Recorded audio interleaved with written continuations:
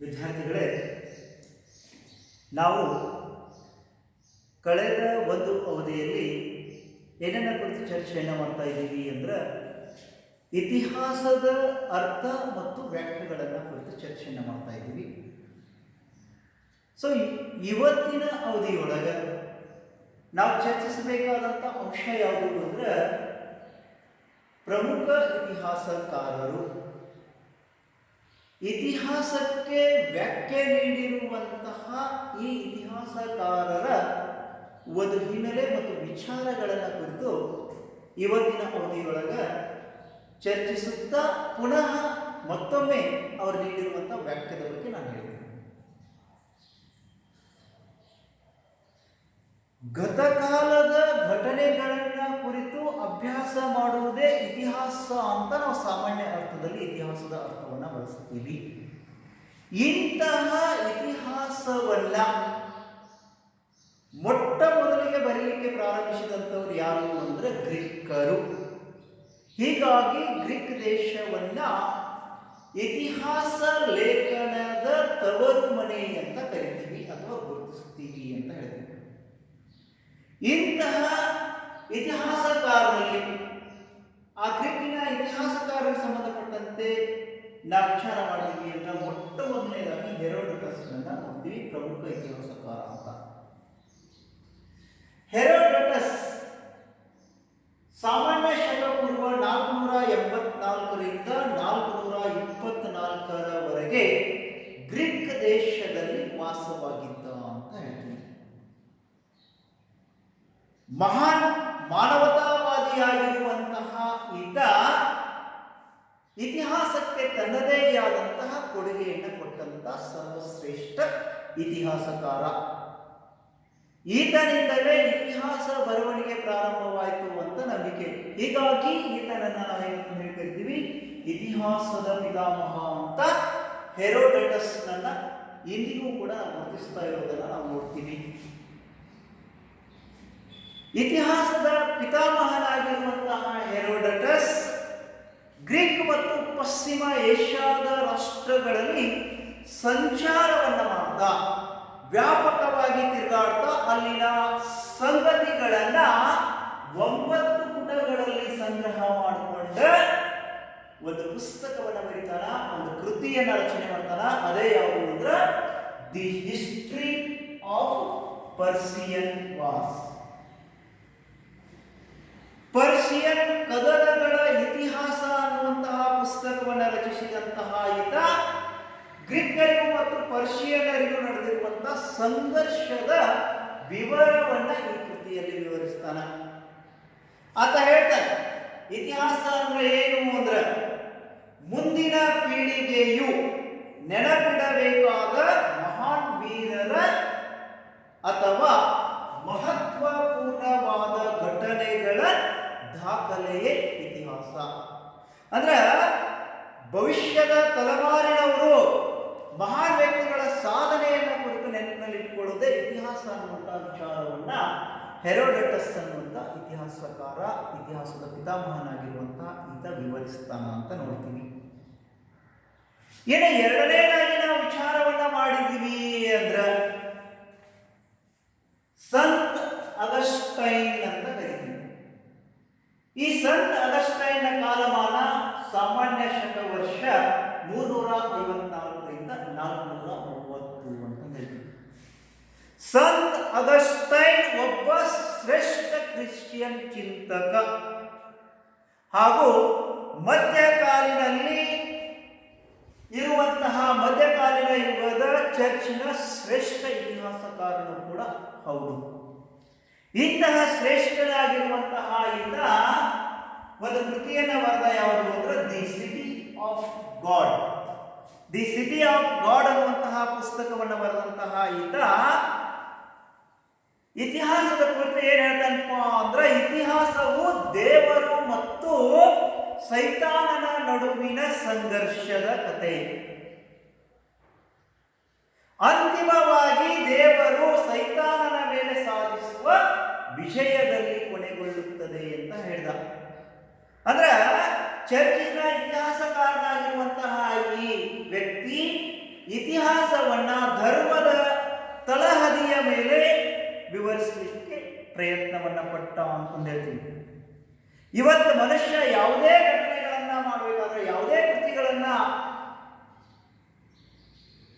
ಮಾಡಬೇಕಾಗಿತ್ತು ಅಂದ್ರೆ ಆ ಕೃತಿಗಳಿಗೆ ದೇವರ ಪ್ರೇರಣೆ ಎನ್ನುವಂಥದ್ದು ಬಹಳ ಮುಖ್ಯ ಅನ್ನುವಂತಹ ವಿಚಾರವನ್ನೇ ಇಟ್ಟುಕೊಂಡ ಪಾತ್ರಿಯಾಗಿರುವಂತಹ ಈತ ತನ್ನ ವಿಚಾರವನ್ನ ಒಂದು ಧರ್ಮದ ತಳಹದಿಯ ಮೇಲೆ, ಜಾತ್ಯತೀತದ ತಳಹದಿಯ ಮೇಲೆ ವಿವರಿಸಲಿಕ್ಕೆ ಪ್ರಯತ್ನವನ್ನ ಪಟ್ಟ ಅಂತ ನಾವು ಸಂತ ಅಗಸ್ಟೈನನ್ನು ಕುರಿತು ನೋಡ್ತೀವಿ.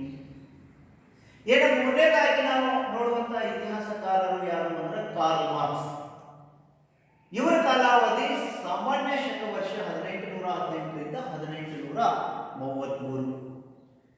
ಜಗತ್ತಿನಲ್ಲೇ ಕಾರ್ಲ್ ಮಾರ್ಕ್ಸ್ನ ಬಗ್ಗೆ ತಿಳಿದೇ ಇರುವಂತಹ ವ್ಯಕ್ತಿಗಳು ಯಾರು ಇಲ್ಲ. ಕಾರ್ಲ್ ಮಾರ್ಕ್ಸ್ ಯಾರಪ್ಪ ಅಂದ್ರೆ ಜರ್ಮನ್ ದೇಶದ ಸರ್ವಶ್ರೇಷ್ಠ ಅರ್ಥಶಾಸ್ತ್ರಜ್ಞ, ಇತಿಹಾಸಕಾರ, ತತ್ವಜ್ಞಾನಿ, ಸಮಾಜವಾದಿ. ಅಂದ್ರೆ ಕಾರ್ಲ್ ಮಾರ್ಕ್ಸ್ಗೆ ಎಲ್ಲಾ ಕ್ಷೇತ್ರಗಳ ಸಂಪೂರ್ಣವಾದಂತಹ ಜ್ಞಾನವನ್ನ ಹೊಂದಿರುವಂತಹ ವ್ಯಕ್ತಿ ಅಂತಂದ್ರೆ ಈತ ಸಮಾಜ ವಿಜ್ಞಾನ ಮತ್ತು ಸಮಾಜವಾದಿ ಚಳುವಳಿಯ ಬೆಳವಣಿಗೆಯನ್ನ ಜಗತ್ತಿನಲ್ಲಿ ಹರಡಲಿಕ್ಕೆ ಕಾರಣೀಭೂತವಾದಂತಹ ಸರ್ವಶ್ರೇಷ್ಠ ವ್ಯಕ್ತಿ. ಈತನ ಪ್ರಕಾರ ಇತಿಹಾಸವನ್ನ ಅರ್ಥಶಾಸ್ತ್ರದ ದೃಷ್ಟಿಕೋನದಿಂದ ವಿವರಿಸಿದ ಅವೇನ್ ಹೇಳ್ತಾನಪ್ಪ ಅಂದ್ರ ಇತಿಹಾಸ ಅಂದ್ರೆ ಉಳ್ಳವರು ಮತ್ತು ಇಲ್ಲದಿರುವರ ನಡುವಿನ ಸಂಘರ್ಷ. ಇತಿಹಾಸ ಅಂದ್ರೆ ಬಡವರು ಮತ್ತು ಶ್ರೀಮಂತರ ನಡುವಿನ ಸಂಘರ್ಷ. ಶ್ರೀಮಂತರು ಬಡವರನ್ನ ನಿರಂತರವಾಗಿ ಏನ್ ಮಾಡ್ತಿರ್ತಾರಪ್ಪ ಅಂದ್ರೆ ಶೋಷಣೆ ಮಾಡ್ತಿರ್ತಾರ. ಈ ಶೋಷಣೆಯ ವಿರುದ್ಧವಾಗಿ ಬಡವರು ತಿರುಗಿ ಹೇಳುವುದನ್ನೇ ಇತಿಹಾಸ ಅನ್ನುವಂತಹ ವಿಚಾರವನ್ನ ಹೇಳ್ತಾನೆ. ಈತ 2 ಪ್ರಸಿದ್ಧವಾದಂತಹ ಕೃತಿಯನ್ನು ರಚಿಸಿದ್ದು.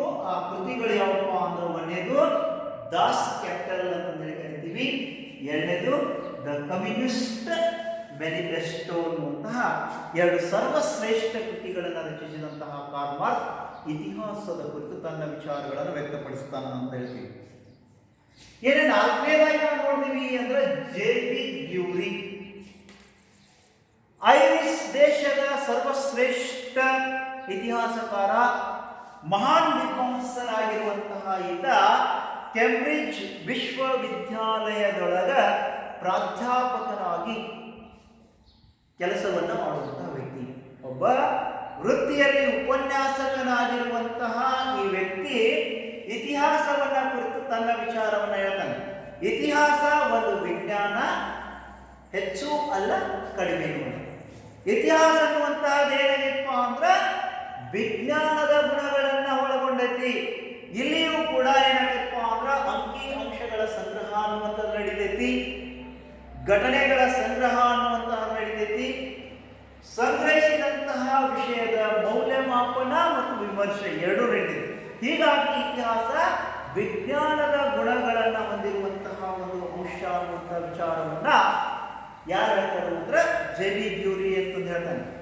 ಇತಿಹಾಸದ ಘಟನೆಗಳನ್ನ ಪುನರ್ ನಿರ್ಮಾಣ ಮಾಡಲಿಕ್ಕೆ ಸಾಧ್ಯವಿಲ್ಲ. ಹೀಗಾಗಿ ಇತಿಹಾಸ ಅನ್ನುವಂಥದ್ದು ಒಂದು ಪರಿಶುದ್ಧವಾದಂತಹ ವಿಜ್ಞಾನವೂ ಕೂಡ ಅಲ್ಲ ಅನ್ನುವಂಥದ್ದನ್ನು ಕೂಡ ಆತ ಹೇಳ್ತಾನೆ.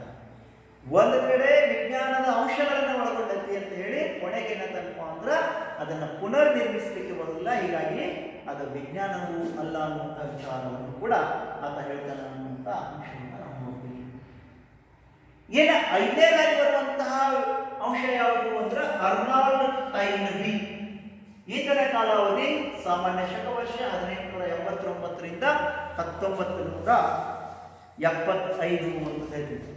ಅರ್ನಾಲ್ಡ್ ಟೈನ್ಬಿ ಯಾರಪ್ಪ ಅಂದ್ರೆ ಬ್ರಿಟಿಷ್ ದೇಶದ ಒಬ್ಬ ಸರ್ವಶ್ರೇಷ್ಠ ಇತಿಹಾಸಕಾರ, ಅಂದ್ರೆ ಇಂಗ್ಲೆಂಡಿನ ಸರ್ವಶ್ರೇಷ್ಠ ಇತಿಹಾಸಕಾರ ಅರ್ನಾಲ್ಡ್ ಟೈನ್ಬಿ. ವೃತ್ತಿಯಲ್ಲಿ ಅವನು ಕೂಡ ಪ್ರಾಧ್ಯಾಪಕ. ಲಂಡನ್ ವಿಶ್ವವಿದ್ಯಾಲಯದಲ್ಲಿ ಪ್ರಾಧ್ಯಾಪಕನಾಗಿ ಸೇವೆಯನ್ನು ಸಲ್ಲಿಸುತ್ತಿರುವಂತಹ ಈ ವ್ಯಕ್ತಿ ಇತಿಹಾಸದ ಕುರಿತು ತನ್ನದೇ ಆದಂತಹ ಒಂದು ಕೃತಿಯನ್ನು ರಚನೆ ಮಾಡ್ತಾನೆ. ಅದು ಯಾವುದು ಅಂದ್ರೆ ಎ ಸ್ಟಡಿ ಆಫ್ ಹಿಸ್ಟರಿ ಅಂತಂದೇಳಿ. ಜಗತ್ತಿನ ಸುಮಾರು 26 ನಾಗರಿಕತೆಗಳ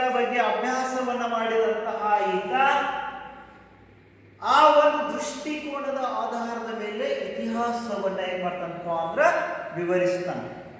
ಇತಿಹಾಸವು ನಾಗರಿಕತೆಗಳ ಏಳುಬೀಳಿನ ಕತೆ. ಜಗತ್ತಿನಲ್ಲಿ ಅನೇಕ ವ್ಯಕ್ತಿಗಳಾಗಿರ್ಬೋದು, ಅನೇಕ ನಾಗರಿಕತೆಗಳಾಗಿರ್ಬೋದು, ಆ ವ್ಯಕ್ತಿಗಳ ಅಧಿಕಾರ, ಆ ನಾಗರಿಕತೆಗಳ ವೈಭವ ಅನ್ನುವಂತಹದ್ದು ಒಂದಿಲ್ಲ ಒಂದು ದಿನ ಏನಾಗಬೇಕು ಅಂದ್ರೆ ವಿನಾಶವನ್ನ ಹೊಂದತೆ ಎನ್ನುವಂತಹ ವಿಚಾರವನ್ನೇ ತನ್ನ ಅಂಶದಲ್ಲಿ ಹೇಳ್ತಾನ. ಈತನ ವಾಕ್ಯದೊಳಗ ಸಂಸ್ಕೃತಿ ಮತ್ತು ನಾಗರಿಕತೆಗಳ ಒಂದು ಸಂಬಂಧವನ್ನು ಕುರಿತು ವಿವರಿಸುವಂತಹ ಅಂಶ ಎಲ್ಲಿ ನಡೀತೈತಿ ಅಂದ್ರೆ ಅರ್ನಾಲ್ಡ್ ಟೈನ್ಬಿ ಅವರ ವಾಕ್ಯದಲ್ಲಿ ನಡೀತೈತಿ ಅಂತ ಹೇಳಿದ್ವಿ.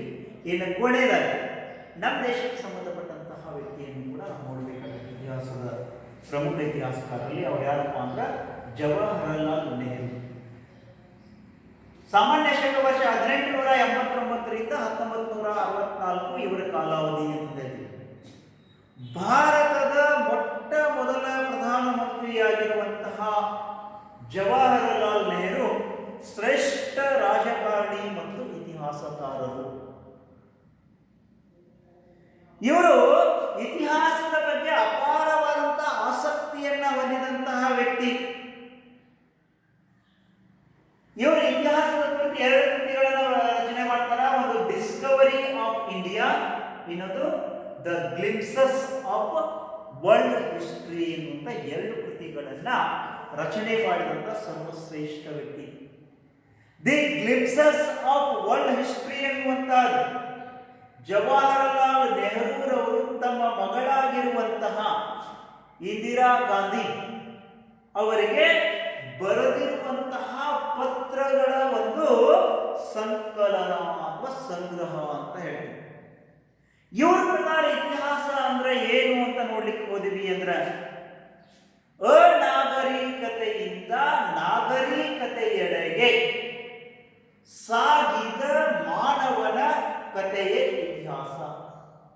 ಆದಿಮಾನವನಾಗಿರುವಂತಹ ಅನಾಗರಿಕನಾಗಿರುವಂತಹ ಮನುಷ್ಯ ನಾಗರಿಕ ಜೀವನದ ಕಡೆಗೆ ಹೇಗೆ ಹಂತ ಹಂತವಾಗಿ ಬೆಳವಣಿಗೆ ಹೊಂದುತ್ತಾ ಸಾಗಿದ ಆ ಎಲ್ಲ ಸಮಗ್ರ ಚಿತ್ರಣವನ್ನ ನಾವು ಎಲ್ಲಿ ಕಾಣ್ತೀವಿ ಅಂತ ಹೇಳ್ತಾರೆ, ಅವರ ಇತಿಹಾಸದಲ್ಲಿ ಕಾಣ್ತೀವಿ ಎನ್ನುವಂಥ ವಿಚಾರವನ್ನ ಅವರು ತಮ್ಮ ಅಂಶದಲ್ಲಿ ವ್ಯಕ್ತಪಡಿಸ್ತಾರೆ. ಅಂದ್ರೆ ಅವರ ವಿಚಾರ ಸುಮಾರು 4000 ವರ್ಷಗಳ ಹಿಂದಿನ ಇತಿಹಾಸವನ್ನು ಕುರಿತು ಕೂಡ ತಿಳಿಸುವ ಮಟ್ಟಕ್ಕೆ ಇತ್ತು ಅನ್ನುವಂಥದ್ದು ಕೂಡ ಸ್ಪಷ್ಟವಾದಂಥದ್ದು. ಇವರಲ್ಲ ಇನ್ನೂ ಹಲವಾರು ಇತಿಹಾಸಕಾರರು ಸಾಕಷ್ಟು ಜನ ಬರ್ತಾರ. ಅವರೆಲ್ಲರೂ ಕೂಡ ತಮ್ಮದೇ ಆದಂತಹ ಕೊಡುಗೆಯನ್ನು ಇತಿಹಾಸಕ್ಕೆ ನೀಡಿದ್ದು, ಅವರಲ್ಲಿ ಪ್ರಮುಖರಾದಂಥವ್ರ ಬಗ್ಗೆ ನಿಮಗೆ ಅಳವಡಿಸಿರುವಂತಹ ಸಿಲೆಬಸ್ ಪ್ರಕಾರ ಇವತ್ತಿನ ಅವಧಿಯಲ್ಲಿ ಚರ್ಚೆ ಮಾಡ್ತೀವಿ. ನೀವು ಇವತ್ತಿನ ಅವಧಿಯೊಳಗೆ ಏನು ನೆನಪಿಟ್ಕೋಬೇಕು ಅಂದ್ರೆ, ಮೊದಲು ಹೆರೋಡೋಟಸ್ ಬಗ್ಗೆ ಇತಿಹಾಸದ ಪಿತಾಮಹ, ನೀವು ಯಾವ ದೇಶದಪ್ಪ ಅಂದ್ರೆ ಗ್ರೀಕ್ ದೇಶದವ. ಈತನ ಕೃತಿ ಯಾವುದು ಅಂದ್ರೆ the history of Persian wars. ಇವನ ವಾಕ್ಯ ಇಷ್ಟು ನೆನಪಿಟ್ಕೊಂಡು ಸರ್. ಇನ್ನು ಎರಡನೇ ಸಂತ್ ಅಗಸ್ಟೈನ್ ಬಗ್ಗೆ ನೆನಪಿಟ್ಕೋಬೇಕು.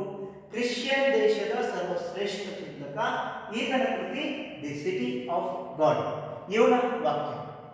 ಇನ್ನು ಮೂರನೇದಾಗಿ ಕಾರ್ಲ್ ಮಾರ್ಕ್ಸ್, ಜರ್ಮನಿಯ ಸರ್ವಶ್ರೇಷ್ಠ ಇತಿಹಾಸಕಾರ, ಅರ್ಥಶಾಸ್ತ್ರಜ್ಞ, ತತ್ವಜ್ಞಾನಿ, ಸಮಾಜವಾದಿ, ಆಧುನಿಕ ಇತಿಹಾಸಕಾರ ಅಂತ ಕರೀತೀವಿ. ಇವನ ಕೃತಿ ದಾಸ್ ಕ್ಯಾಪಿಟಲ್, ಇನ್ನೊಂದು ದಿ ಕಮ್ಯುನಿಸ್ಟ್ ಮ್ಯಾನಿಫೆಸ್ಟೋ, ಇವನ್ ವಾಕ್ಯ.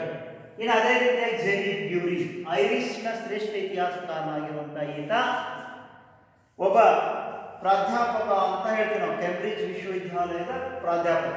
ಹೀಗಾಗಿ ಇವರು ಹೇಳಿರುವಂಥ ವಾಕ್ಯ. ಅದೇ ರೀತಿಯಾಗಿ ಅರ್ನಾಲ್ಡ್ ಟೈನ್ಬಿ, ಬ್ರಿಟಿಷ್ ದೇಶದ ಇತಿಹಾಸಕಾರನಾಗಿರುವಂತಹ ಇವರು ಲಂಡನ್ ವಿಶ್ವವಿದ್ಯಾಲಯದಲ್ಲಿ ಏನಾಗಿದ್ರು ಅಂದ್ರೆ ಪ್ರಾಧ್ಯಾಪಕರಾಗಿದ್ದರು. ಇವ್ರ ಕೃತಿ ಸ್ಟಡಿ ಆಫ್ ಹಿಸ್ಟ್ರಿ. ಇನ್ನು ಅದೇ ರೀತಿಯಾಗಿ ನಮ್ಮ ದೇಶದವರು ಜವಾಹರಲಾಲ್ ನೆಹರು, ಭಾರತದ ಪ್ರಥಮ ಪ್ರಧಾನಮಂತ್ರಿ. ಇವರ 2 ಪುಸ್ತಕ ಬರೀತಾರ, discovery of India, the glimpses of world history. ಈ 2 ಪುಸ್ತಕಗಳ ಬಗ್ಗೆ ನೆನಪಿಟ್ಕೊಂಡ್ರೆ ಸಾಕು. ಮತ್ತು ಇವ್ರ ವಾಕ್ಯ. ಇದು ನೀವು ಇವತ್ತಿನ ಅವಧಿಯಲ್ಲಿ ನೆನಪಿನಲ್ಲಿ ಇಟ್ಕೊಳ್ಬೇಕಾದಂಥ ಅಂಶ. ಸರಿ, ಮುಂದಿನ ಅವಧಿಗಳು ಇತಿಹಾಸವನ್ನು ಅಭ್ಯಾಸ ಮಾಡೋದ್ರಿಂದ ನಮಗೆ ಏನು ಲಾಭ ಆಯಿತು ಎನ್ನುವುದ್ರ ಬಗ್ಗೆ ಚರ್ಚೆ ಮಾಡೋಣ. ಅಂದರೆ ಇತಿಹಾಸದ ಮಹತ್ವದ ಕುರಿತು ಚರ್ಚಿಸೋಣ ಅಂತ ಹೇಳಿ ಇಲ್ಲಿಗೆ ಈ ಕ್ಲಾಸನ್ನು ಮುಕ್ತಾಯಗೊಳಿಸ್ತೀನಿ. ಒಳ್ಳೆಯದು, ಥ್ಯಾಂಕ್ ಯು.